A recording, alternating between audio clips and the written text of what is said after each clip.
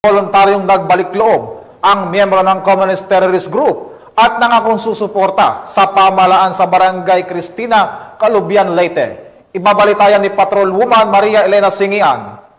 Voluntaryong nagloob sa pamahalaan ng isang miyembro ng Communist Terrorist Group sa Barangay Cristina, Calubian, Leyte. Ang pagbabalik loob ay resulta ng matagumpay na panawagan at pagsisikap ng mga tauhan ng 2nd Leyte Provincial Mobile Force Company kasama ang Leyte Provincial Intelligence Unit, Provincial Intelligence Team Leyte, Regional Intelligence Unit 8, 34th Special Action Company, 3rd Special Action Battalion PNP South, 8th Maneuver Company, Regional Mobile Force Battalion 8 at Carigara Municipal Police Station. Isinuko rin ng sabing surrendery ang isang unit caliber 38 revolver Paltic na may 3 bala. Samantala, nakatanggap naman ang nagbalik loob ng agarang tulong pinansyal mula sa mga kapulisan. Ang dating miyembro ng CTG ay nasa kustudiya ng 2nd Leyte PMFC para sa dokumentasyon at facilitation ng kanyang pagsasailalim sa programa ng ating gobyerno na Enhanced Comprehensive Local Integration Program o ECLIP. Patuloy naman ang panawagan ng pambansang pulisya sa iba pang mga miyembro ng CTGs na iwaksina ang maling ideolohiya at magbalik loob sa pamahalaan upang makasama ang pamilya, mamuhay ng payapa at patuloy na sumuporta sa ating gobyerno. Mula dito sa Eastern Visayas, ako ang inyong PNN correspondent, Patrolwoman Singian,